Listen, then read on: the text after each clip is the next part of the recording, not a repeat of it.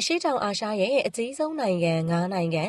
ံပရိသတ်များအားလုံးပဲမင်္ဂလာပါရှင်ဒီကနေ့မှာတော့ကမ္ဘာအရေးပါတဲ့ဒေသတစ်ခုဖြစ်တဲ့အရှေ့တောင်အာရှရဲ့အကြီးဆုံးနိုင်ငံ၅နိုင်ငံအကြောင်းကိုစိတ်ဝင်စားဖွယ်အချက်အလက်တွေနဲ့အတူစတဲ့တို့ crazy အန်ကနေပြီးတော့တင်ဆက်ပေးသွားမှာပဲဖြစ်ပါတယ်အရှေ့တောင်အာရှကတဘာဝအရင်းအမြစ်တွေစီးပွားရေးအင်အားတွေနဲ့လည်းထင်ရှားကျော်ကြားတဲ့ဒေသတစ်ခုလည်းဖြစ်ပါတယ်အခုပေါ်ပြပေးမယ့်နိုင်ငံတွေဟာကျေပြောလာတဲ့နယ်မြေအကျယ်ဝန်းတွေအပြင်တဘာဝအလားတရားတွေနဲ့ရှင်ကျေးမှုအမွေအနှစ်တွေနဲ့လည်းပြည့်နေတဲ့နိုင်ငံတွေပဲဖြစ်ပါတယ်။ကဲဒါဆိုရင်တော့အရှေ့တောင်အာရှရဲ့အကြီးဆုံးနိုင်ငံ၅နိုင်ငံကိုတနိုင်ငံချင်းစီလေ့လာကြည့်ရှုရအောင်ပါလားရှင်။နံပါတ်1အင်ဒိုနီးရှားနိုင်ငံ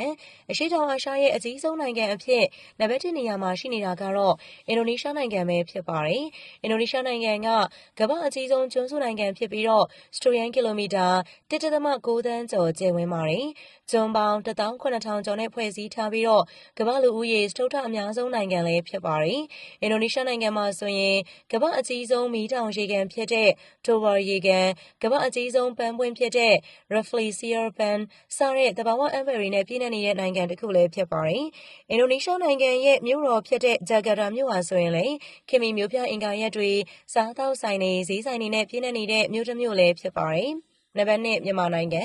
ံဒုတိယအနေနဲ့နံပါတ်2နေရာမှာရှိနေတာကတော့ကျတို့မြန်မာနိုင်ငံပဲဖြစ်ပါတယ်။မြန်မာနိုင်ငံကစတုရန်ကီလိုမီတာ6,965,588ကျယ်ဝန်းပါတယ်။မြန်မာနိုင်ငံဟာအရှေ့တောင်အာရှရဲ့ဂုံးမြေကျယ်ဝန်းအကြီးဆုံးနိုင်ငံဖြစ်ပြီးတော့အမျိုးမျိုးကွဲပြားတဲ့တိုင်းရင်းသားလူမျိုးပေါင်း135မျိုးနဲ့ဖွဲ့စည်းထားတဲ့နိုင်ငံတစ်ခုလည်းဖြစ်ပါတယ်။မြန်မာနိုင်ငံမှာဆိုရင်ကမ္ဘာအံ့ဖွယ်9ပါးရတစ်ခုအပါအဝင်ဖြစ်တဲ့ရွှေတကုံစေတီတော်ကမ္ဘာအရှည်ဆုံးကျွန်းသစ်တံတားဖြစ်တဲ့ဥပိန်တံတားပကံဒေသကရှေးဟောင်းဖျားပထိုးတွေစတဲ့သမိုင်းဝင်အမွေအနှစ်တွေနဲ့ပြည့်နေတဲ့နိုင်ငံတစ်ခုလည်းဖြစ်ပါတယ်။ဒါအပြင်အရှေ့တောင်အာရှရဲ့အလှဆုံးရေတံခွန်ဖြစ်တဲ့ဟိုက်ပါရေတံခွန်ကလည်းကျတို့မြန်မာနိုင်ငံရှမ်းပြည်နယ်တောင်ပိုင်းမိုင်းရှူးမြို့အနီးဟိုက်ပါကျေးရွာမှာတဘာဝအလျောက်ဖြစ်ပေါ်တည်ရှိနေရပဲဖြစ်ပါတယ်။နံပါတ်3ထိုင်းနိုင်ငံနောက်ထပ်အနေနဲ့အရှေ့တောင်အာရှရဲ့အကြီးဆုံးနိုင်ငံအဖြစ်နံပါတ်3နေရာမှာရှိတဲ့ထိုင်းနိုင်ငံအကြောင်းကိုဆက်လက်တင်ဆက်ပေးပါမယ်။ထိုင်းနိုင်ငံစတုရန်ကီလိုမီတာ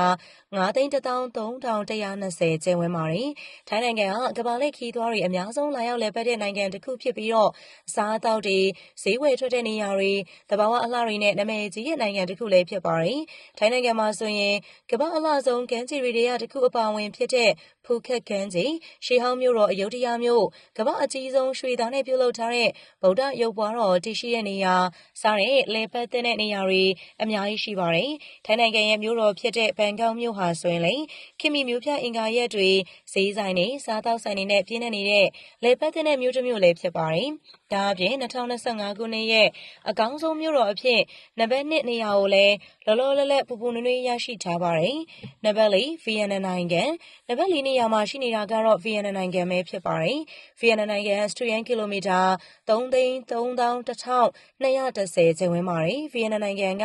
ရှေးလျားတဲ့ပင်လယ်ကမ်းရိုးတန်းတွေတဘာဝအလှတွေနဲ့နာမည်ကြီးတဲ့နိုင်ငံတစ်ခုလည်းဖြစ်ပါတယ်။ဗီယက်နမ်နိုင်ငံမှာဆိုရင်ကမ္ဘာအကြီးဆုံးဂူတွေတစ်ခုအပါအဝင်ဖြစ်တဲ့ဆွန်ဒေါင်းဂူကလောင်ပင်လယ်အော်စားတဲ့တဘာဝအံ့ဖွယ်တွေနဲ့ပြည့်နေတဲ့နိုင်ငံတစ်ခုလည်းဖြစ်ပါတယ်။ဗီယက်နမ်နိုင်ငံရဲ့မြို့တော်ဖြစ်တဲ့ဟန်နဝိုင်းမြို့ဟာဆိုရင်လည်းရှေးဟောင်းပြည်သူ့ကာလရာတွေစားသောက်ဆိုင်တွေနဲ့ပြည့်နေတဲ့လေပတ်တဲ့မြို့တစ်မြို့လည်းဖြစ်ပါတယ်ရှင်။နံပါတ်5မလေးရှားနိုင်ငံနောက်ဆုံးအနေနဲ့အရှေ့တောင်အာရှရဲ့အကြီးဆုံးနိုင်ငံအဖြစ်နံပါတ်5နေရာမှာရပ်တည်နေတာကတော့မလေးရှားနိုင်ငံပဲဖြစ်ပါတယ်။မလေးရှားနိုင်ငံစတုရန်ကီလိုမီတာ3,3803ကျယ်ဝန်းပါတယ်။မလေးရှားနိုင်ငံကခင်မီမြို့ပြအင်ကာရက်တွေတဘာဝအလှတွေနဲ့နာမည်ကြီးတဲ့နိုင်ငံတစ်ခုလည်းဖြစ်ပါတယ်။မလေးရှားနိုင်ငံမှာဆိုရင်ကမ္ဘာအမြင့်ဆုံးအမွှာမျှော်စင်ဖြစ်တဲ့ Petronas မျှော်စင်ကမ္ဘာအကြီးဆုံးဂူတွေတစ်ခုအပါအဝင်ဖြစ်တဲ့မူလူဂူစားတဲ့လေပတ်တဲ့နေရာတွေအများကြီးရှိပါတယ်။မလေးရှားနိုင်ငံရဲ့မြို့တော်ဖြစ်တဲ့ကွာလာလမ်ပူမြို့ဟာဆိုရင်လေခင်မီမြို့ပြအင်ကာရက်တွေဈေးဆိုင်တွေစားသောက်ဆိုင်တွေနဲ့ပြည့်နေပြီးတော့အရှေ့တောင်အာရှရဲ့အဖွံ့ဖြိုးဆုံးနဲ့အတိုးတက်ဆုံးနိုင်ငံတစ်ခုလည်းဖြစ်ပါတယ်။ပရိသတ်များရှင်ဒီကနေ့မှာတော့အရှေ့တောင်အာရှရဲ့အကြီးဆုံးနိုင်ငံ၅နိုင်ငံအကြောင်းကိုစိတ်ဝင်စားဖွယ်အချက်လက်တွေနဲ့တင်ဆက်ပေးခဲ့တာဖြစ်ပါတယ်။ဒီနိုင်ငံတွေကကျေပြောလာတဲ့နယ်မြေအကျယ်ဝန်းတွေအပြင်တဘာဝအလှတွေရှင်ကျေးမှုအမွေအနှစ်တွေနဲ့လည်းပြည့်နေတဲ့နိုင်ငံတွေပဲဖြစ်ပါတယ်။ဗီဒီယိုလေးအဆုံးထိလိုက်ပါကြည့်ရှုပေးတဲ့အတွက်လည်းပရိသတ်တယောက်ချင်းစီတိုင်းကိုအထူးပဲကျေးဇူးတင်ရှိပါတယ်။နောက်နေ့ရက်တင်ဆက်မှုတွေမှာလည်းပြန်လည်ပြီးတော့ဆုံတွေ့ကြပါရစေရှင်။